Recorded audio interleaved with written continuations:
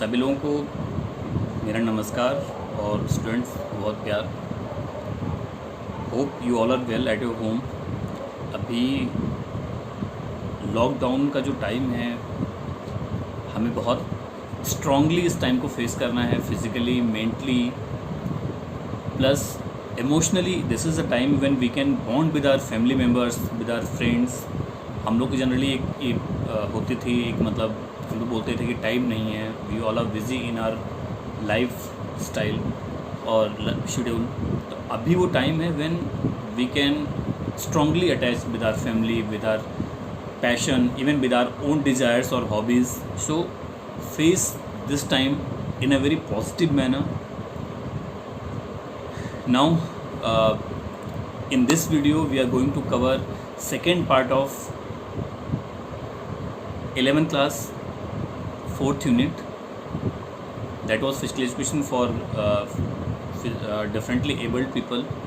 Or in this video we are going to cover concept of integrated physical education, what are the principles of integrated physical education, then inclusion of physical education with special education. In that we will discuss about some committees, some amendments by UNICEF, UNESCO and even some committees which were formed in India for the betterment of, for the new changes of physical education as well as special education. Or we can say these committees were a bridge between special education and normal physical education. Then some other topics are there, like what is the need of inclusion of special education with normal physical education, then role of various professionals in special education or in integrated or inclusive education in India. In that a lot of professionals are there, like we can say special educators, vocational therapists, then physiotherapists, dietitian, counselors, a lot of even we can say doctors, those who are working in this field, those who are working in the betterment of special athletes. So now I'm going to start the first topic, that is integrated physical education. What is the concept of integrated physical education? When we are talking about education, education is a process by which we can refine our behavior, by which we can refine our mental ability or our development. Education changes our developmental phases. Now जब हम लोग integrated की बात करते हैं या adapted की बात करते हैं, this is a branch of main academic education which branch is dealing with special needs students और स्पेशल नीड्स एथलीट्स. अभी हम लोग बेसिकली एथलीट्स की बात नहीं करेंगे, because right now we are talking about integrated education. तो वहाँ पर हम केवल ऐसी चीज़ों की बात करेंगे जहाँ पर ऐसे जो स्पेशल नीड्स के स्टूडेंट्स हैं उनकी एजुकेशन की हम बात करते हैं. But when we are talking about integrated physical education, then this is a branch which is dealing with students और athletes with special needs. This is a part of main academic education. Nowadays this branch is a very important and a very efficiently working branch, and this branch is more impactful in the society because their work, their impact on the society is totally visible. We can see by the data, by the performance of the special athletes. When we are talking about integrated physical education, this is a inclusion of, or we can say in this education a lot of branches of physical education is working together because this branch is dealing with special needs students. अब अगर हम different branches की बात करते हैं तो इसके ढेर सारे सब डिसिप्लिन्स हैं, like exercise physiology, sports psychology, plus biomechanics, sports medicine, nutrition science, exercise physiology, a lot of branches are there which is working together for the betterment or for the enhancement of the skills in the field of special education or in the field of special students. Now बात करते हैं principles of integrated physical education. जब हम लोग integrated या special education की बात करते हैं, जब हम उसके प्रिंसिपल्स की बात करते हैं, there are some very basic principles और we can say these principles are universally accepted और universally implemented in this field. इनमें सबसे पहले हम बात करते हैं क्लासरूम्स और स्पेशली टीचिंग एड की, और साथ में ऐसे लोगों की जो डायरेक्टली इन एथलीट्स के या ऐसे जो प्लेयर्स हैं इनके कांटेक्ट में आते हैं. तो the first principle is the professionals should be professionally trained. When we are talking about professionals, it means the teachers that और coach who is going to guide और teach them, he should be professionally trained in this field, in special education field, because no doubt the need of this field is totally different from normals or from main stream of education. We know about it कि this field or integrated physical education needs special attention or individual basis education quality. Then only we can treat with these special athletes. Second topic, special classrooms or modified classrooms. Once the professionals or the teachers, coaches are professionally trained. Second topic, we need modified classrooms. Modified classrooms means a very simple thing. Special education includes special athletes, those who are physically challenged, mentally challenged, or we can say sometimes visually impaired, even mute people, deaf and dumb people. ऐसे लोगों के साथ हम normal in a glance बात नहीं कर सकते हैं. इनकी क्लास में कुछ ऐसे होंगे जिनकी मोबिलिटी नहीं होगी, कुछ ऐसे होंगे जो व्हील चेयर पर होंगे, कुछ ऐसे होंगे जिनको नॉर्मल हमारी वॉइस नहीं सुनाई पड़ेगी, तो for them we need a sign language. ऐसे भी होंगे जिनको दिखाई नहीं पड़ता है, तो for them we need Braille letters. ऐसी कंडीशंस के लिए हमें जिस भी एजुकेशन या जिस भी फील्ड के लिए we are working, we need a specially equipped class. Then only we can survive और we can produce some quality education in this field. Next topic is keep their academic growth also in our mind with the physical development. हम लोग generally जब बात करते हैं education की, तो उसमें ढेर सारे एकेडमिक्स पार्ट इन्वॉल्व करते हैं. Like a lot of books are there जिसमें हम ढेर सारे लेक्चर सेशंस लेते हैं, हम बच्चों को लिखना सिखाते हैं. बट यहाँ पर जो हमारा एजुकेशन होता है, it should be do and learn phase पर होना चाहिए, उस स्टेप पर होना चाहिए. इनको जितना हम फिज़िकली इन्वॉल्व कर रहे हैं किसी भी एक्टिविटीज़ में, उतना ही हमें इन सारी एक्टिविटीज़ का या इन सारी जो उनके फिज़िकल वी कैन से जो फिज़िकल उनके मूवमेंट्स हैं, उसकी नॉलेज भी हमें उनको देनी है, so that they can take more benefits from this field. हमें फिजिकल एक्टिविटीज़ साथ में उनकी जो एकेडमिक एक्टिविटीज़ है उसको कहीं से भी अवॉइड नहीं करना चाहिए. Second thing, it should be totally medical based और मेडिकल प्रोफेशनल बेस्ड. मीन्स बहुत सिंपल सी बात है कि जब हम इनकी बात करते हैं, कभी भी जो कोच, गाइड और टीचर है उसको अपने ऊपर कोई डिसीजन लेकर के काम नहीं करना चाहिए. हमें किसी भी एक्टिविटी को स्टार्ट करने से पहले प्रोफेशनल साथ में जो उसका डॉक्टर है उसके साथ जाना चाहिए, उसके एडवाइस के अकॉर्डिंग काम करना चाहिए. Try to make them, if they are not learning well, एक जो नेक्स्ट प्रिंसिपल है हमारा, that is make them a mobile और डायनेमिक सिटीजन. मोबाइल का हमारा मतलब ये है, या डायनेमिक सिटीजन का मतलब ये है कि if they are not learning well, if they are not performing well, then also we are the motto of the education is make them dynamic, make them movement pro.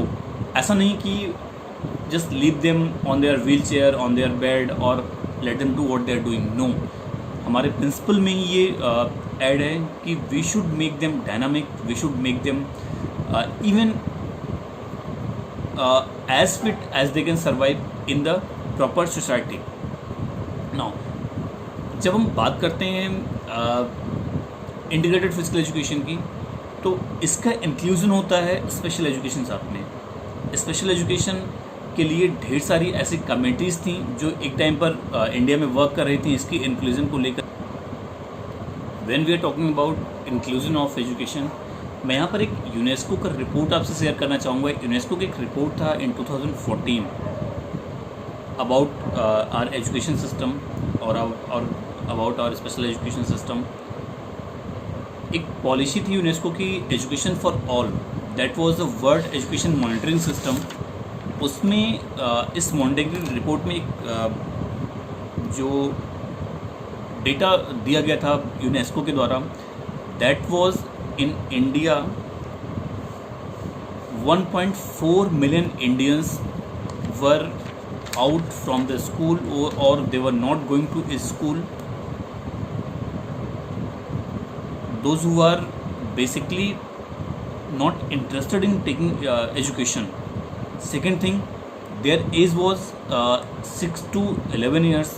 Second thing, those who are going to school up to more than 50% people या students वो अपने education बीच में drop कर देते हैं due to some social challenges, due to some family और personal challenges. A lot of things are there and इनमें से भी जो स्कूल में रह जाते हैं 50%, उनमें से केवल 42% ऐसे होते हैं जिन्होंने अपना एजुकेशन 42 ऐसे परसेंट लोग हैं जो अपना एजुकेशन हाई स्कूल तक कंप्लीट करते हैं। एंड इन दैट ये जो 42% है, इनमें से कुछ परसेंट लेस हो जाता है। 20 to 25% लोग ही ऐसे होते हैं जो अपना ग्रेजुएशन कंप्लीट करते हैं। So this is a miserable condition of education in India as per the report of UNESCO in 2014। अब बात करते हैं why this people are not interested to go the school. A lot of things are there, a lot of factors are there, like their social qualities, their customs. Sometimes even customs are also a barrier in education in India. Even their religious factors, no doubt poverty is a major factor. हर किसी के पहुंच से दूर है education. Then इसके बाद में availability of schools, हर एक रीजन में या हर एक जोन में स्कूल्स की अवेलेबिलिटी नहीं है। इसके अलावा are very slow learning process is also, or we can say low motivation is also a major factor which is demotivating students to leave the school, or some other factors. Even sometimes in India, students or very small kids are involved in some industrial thing, or they are going to earn their livelihood. That is why they left school and they moved towards other things beyond the school. The first time when inclusive education was introduced, it was by in the World Conference on Special Education. This conference was in Spain, 1994. Basically, there was the main point of the workshop or conference was the accessibility and equality or quality of the education, जिसमें कि basically ये force किया गया था कि जो हम लोग जो भी एजुकेशन क्वालिटी को हम इम्प्लीमेंट कर रहे हैं उसकी एक्सेसिबिलिटी क्या हो रही है, और प्लस उसकी क्वालिटी क्या है कि उससे क्या प्रोडक्टिविटी हमारे सोसाइटी को मिल रही है। एक और सेम टाइम पे जो फोरम जिसने इस एजुकेशन को स्टार्ट किया, that was the United Nations standard rules और equalization of opportunities for and equality for all. It was a slogan by United Nations, जिसने बेसिकली एक इस बात पे फोकस किया था कि हमारा जो अभी इन द इनिशियल स्टेज हमारा जो मोटो होना चाहिए इंक्लूसिव एजुकेशन के लिए, वो उसकी क्वालिटी पर और उसकी बेसिकली इम्प्लीमेंटेशन पर होना चाहिए, ना कि हम उसको एवेल्युएट करने जा रहे हो कि कितनी क्वालिटी या उससे हमारी प्रोडक्टिविटी क्या हो रही है। Because when we are talking about productivity, it will take time to produce और टू परफॉर्म द एथलीट्स और द स्टूडेंट्स। जब तक कि हम इसको एक लेवल पर नहीं लाएंगे इस एजुकेशन को, या इस एजुकेशन की जो क्वालिटी है उसको इन्हांस करके आगे नहीं ले जाएंगे, until and unless that condition we cannot expect a better result from this education. United states के इस डिसीजन से पहले ही जो कि एक कॉन्फ्रेंस थाईलैंड में हुआ था, that was Jomtien education conference Thailand, world education conference Thailand. Basically यहाँ पर education was accepted, or we can say education was announced as a fundamental right for all, and it was globally accepted that education is a basic need and it is a fundamental right for all. In that conference, basically it was highlighted, or it was basically focused on the universal access of learning. And इस जो conference की जो topics थे या इसके जो decisions थे, या वी कैन नॉट से डिसीजन, बट इनकी जो एडवाइजरी थी, उस एडवाइजरी को वर्ल्ड वाइड फॉलो किया गया और माना गया। Then we are talking about Indian steps और इंडियन गवर्नमेंट्स फंडामेंटल स्टेप्स। जो सबसे पहले इंडिया में स्पेशल एजुकेशन की बात की, वो 1966 में कोठारी कमेटी ने की। कोठारी कमेटी ने बेसिकली इस एजुकेशन की जो ज़रूरत थी उस पर जोर दिया कि इसको हमारे एजुकेशन सिस्टम में आना चाहिए। इसको ध्यान में रखते हुए जो इंडियन गवर्नमेंट ने एक शेड्यूल, एक जो स्कीम लॉन्च किया, that was education for disabled children. It was launched इन 1974, और उसके बाद में इसको ध्यान में रखते हुए NCERT ने भी अपना एजुकेशन फॉर डिसेबल्ड चिल्ड्रन एक स्कीम लॉन्च किया, जो कि basically that was working in the collaboration of UNESCO. And दोनों ने ही एक NCERT और यूनेस्को ने मिल करके इंडिया में एक प्रॉपर कैरिकुलम सेट किया है, जिसके रूब्रिक्स बहुत ही वी कैन से, जिसके जो फंडामेंटल जो क्वालिटीज़ थी या जो इसका कॉन्सेप्ट था, that was very much appreciated by world education forum. और इसको नेक्स्ट ही कॉन्फ्रेंस में इसकी कई टॉपिक्स को तो इंटरनेशनल जो स्पेशल एजुकेशन फोरम है उसने भी पिक किया हुआ था।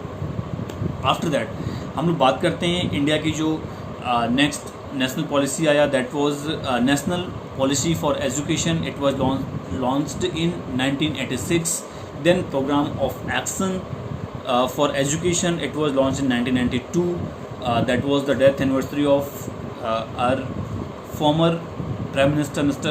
Rajiv Gandhi. It was basically announced in that program. Then district primary education policy was announced in 1997. Basically there was some attracting schemes for with education, like the education for free books, dresses, sometimes day meals. This was मतलब elementary things with this education policy, जिससे कि जो rural areas के students हैं या जो village के students हैं वो ज़्यादा इंटरेस्टेड हों एजुकेशन की तरफ आने के लिए। प्लस थोड़ी बहुत जो पॉवर्टी का लेवल है, जो लोग अपनी डे टू डे नीड्स को पूरा करने के लिए काम करने जा रहे हैं स्टूडेंट्स, वो वहाँ न जाकर के धीरे धीरे एजुकेशन तरफ अट्रैक्ट हों, उसको ध्यान में रखा गया। इसके बाद 2001 में सर्व शिक्षा अभियान आया, जिसकी जो इम्पैक्ट है वो इंडियन सोसाइटी में बहुत मेजर देखने की कोशिश की जा रही थी, but still that wanted result is not coming. basically nowadays this is just a scheme in papers only, but till today UNESCO and Indian education forum, जो हमारे इंडियन एजुकेशन मिनिस्ट्री है, वो अपनी पूरी बजट का एक बहुत बड़ा अमाउंट सर्व शिक्षा अभियान को आज भी पे कर रहे हैं। देन हम लोग बात करते हैं what is the needs of inclusive education. When we are talking about needs of inclusive education, a lot of needs are there of the inclusion of the education, because still a lot of people are totally untouched with the education policies. No doubt we have a lot of education policies in our education in our country, but अभी भी ऐसे बहुत से लोग हैं जिसको ना इसके बारे में आइडिया है, ना इसके बारे में सुना जा रहा है। तो अभी भी वापस इस इंक्लूजन को और एक ब्रॉड फॉर्म में लेकर के आना बहुत ज़रूरी है। सेकेंड थिंग, इसकी जो एडवांटेजेस हैं वो स्टूडेंट्स को बहुत मेजर लेवल पे मिलते हैं, चाहे वो उनके सोशल स्पेक्ट्रम को लेकर बात की जाए या इनकी फिज़िकल इम्पैक्ट्स की बात करें, उनके मेंटल डिफॉर्मिटीज़ की बात करें, इन सभी पर इस एजुकेशन का एक बहुत मेजर इफेक्ट पड़ता है, बहुत ही पॉजिटिव इफेक्ट पड़ता है। तो उसको ध्यान में रखते हुए इसका होना बहुत ज़रूरी है। Then for the enhancement of the quality of the citizens in India, we all know about it कि education can enhance our living quality. By education we can be more impactful citizens of the society, so inclusion is must for the society. Second thing, अभी इस जो ये inclusion है, इसको और तरह से प्रमोट करने के लिए गवर्नमेंट ऑफ इंडिया ने ढेर सारे इनके लिए रिजर्वेशंस, इवन यूपीएससी एग्ज़ाम्स में और ऑलमोस्ट हर एक एग्ज़ाम में या हर एक पॉलिसी में इसको धीरे धीरे वो इम्पैक्ट कर रहा है। This is the important of this education. Now हम लोग बात करते हैं what are the roles of different और various professionals in this field, in the special education field. इसमें ढेर सारे करियर ऑप्शंस हैं, ये हमें पता है, ढेर सारे प्रोफेशनल्स इन्वॉल्व हैं स्पेशल एजुकेशन फील्ड में, ये भी हम लोग अच्छे से जानते हैं। इसमें जो सबसे पहला टॉपिक है या जो पहला प्रोफेशनल फील्ड है, दैट इज़ स्पेशल एजुकेशन, और we can say as a special educator. Special educator के लिए इंडिया में ढेर सारे कोर्सेज अवेलेबल हैं, लाइक जैसे हम लोग नॉर्मल बीएड्स करते हैं या हम लोग फिजिकल एजुकेशन फील्ड में बीपीएड करते हैं, ऐसे ही इनके लिए स्पेशल बीएड का कोर्स है, प्लस छोटे छोटे certificate course, 3 months certificate course, 6 months certificate और diploma courses are available in India. So teachers जो इस फील्ड में आना चाहते हैं, they have very vast field. Second thing, counsellors, special education counsellors.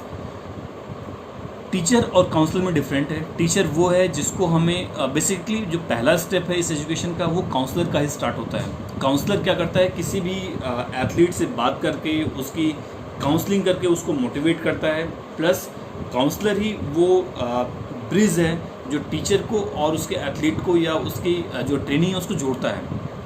Because counsellor ही बता सकता है कि which education aid is more impactful for this student. तो ऐसे कंडीशन में हमें बहुत ही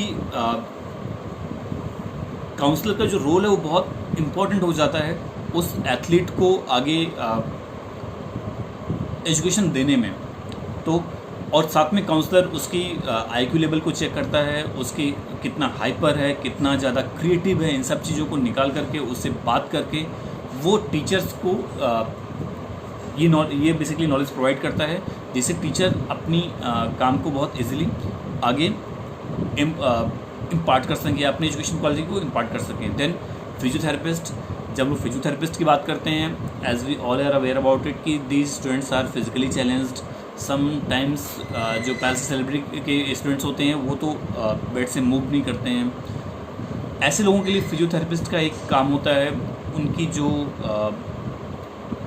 लिम्स हैं या उनके जो ऑर्गन्स हैं उसको मोबाइल करना, उसको एटलीस्ट इतना स्ट्रॉन्ग करना या इतना उसमें पावर डालना कि दे कैन सर्वाइव और they can meet out their daily routine life easily. Second thing, बात करते हैं न्यूट्रिशन एक्सपर्ट की या डाइटिशियन की। उसका काम होता है स्पेशल, क्योंकि ऐसे एथलीट्स हैं जिनको स्पेशल केयर की ज़रूरत पड़ती है, ये स्पेशल होते हैं, ये जनरल से थोड़ा सा डिफरेंट होते हैं, तो इनकी नीड्स को ध्यान में रख करके इनको किस न्यूट्रिएंट्स की ज़्यादा ज़रूरत है, किससे इनकी ज़्यादा अच्छी सर्वाइवल हो सकती है, इन सब बातों को ध्यान रख करके जो एक डाइट एक्सपर्ट है या जो वेलनेस एडवाइज़र है इनका, वो इनको डाइट सजेस्ट करता है जिससे इनकी जो सर्वाइवल वो ज़्यादा ईजी हो पाए। देन बात करते हैं स्पीच थेरेपिस्ट की। ऐसे बहुत से एथलीट्स हैं या ऐसे बहुत से स्टूडेंट्स हैं जिनका जो न्यूरोमस्कुलर कोऑर्डिनेशन है या स्केलेटल मस्कुलर कोऑर्डिनेशन है वो बहुत स्ट्रॉन्ग नहीं होता है। ऐसी कंडीशन में जब हम इनकी डेवलपमेंट की बात करते हैं तो इनका एक जो भी ये बोल रहे हैं उसको समझना बहुत ज़रूरी हो जाता है। जो स्पीच थेरेपिस्ट है, अगर जो एथलीट है वो बोल नहीं पाता है तो उसको धीरे धीरे बोलना सिखाते हैं, छोटे वर्ड्स को, यस और नो को, या चीज़ों को साइन लैंग्वेज के बजाय उनको बोल करके एक्सप्रेस करना सिखाते हैं। अगर एथलीट अपनी चीज़ों को एक्सप्रेस कर पाएगा तो जो भी उसके कोच हैं, गाइड है, काउंसलर है या थेरेपिस्ट है या वेलनेस एडवाइज़र जो न्यूट्रिशन एक्सपर्ट है, वो उसके नीड को इजीली समझ पाएगा या अंडरस्टूड कर पाएगा और फिर उसको उसके अकॉर्डिंग ही वो उसकी प्रॉब्लम को सॉल्व कर पाएगा।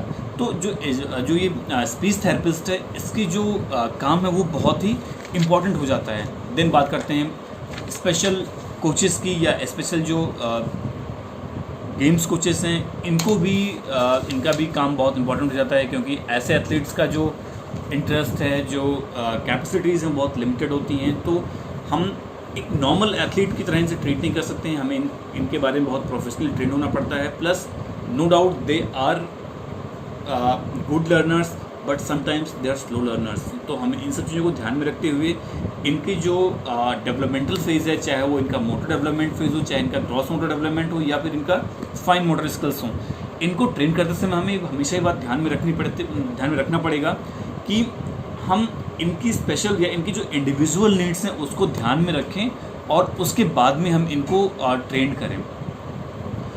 Thank you so much. इस चैप्टर में बस इतनी टॉपिक्स थे। जिसने अभी तक मेरा वीडियो अभी तक चैनल सब्सक्राइब नहीं किया हुआ, प्लीज़ चैनल सब्सक्राइब करिए सो दैट आपको आगे भी ऐसे वीडियोस मिलते रहें। Stay safe, stay at home. जब तक अभी लॉकडाउन चल रहा है हमें अपने आप को बहुत सेफ रखना है और एक बहुत ही पॉजिटिव एटीट्यूड साथ अपने आप को रखना है सो दैट लॉकडाउन का किसी तरह का फिजिकल और मेंटल स्ट्रेस हमारी लाइफ में आपको इम्पैक्ट ना कर पाए या उसको टच ना कर पाए। Thank you so much.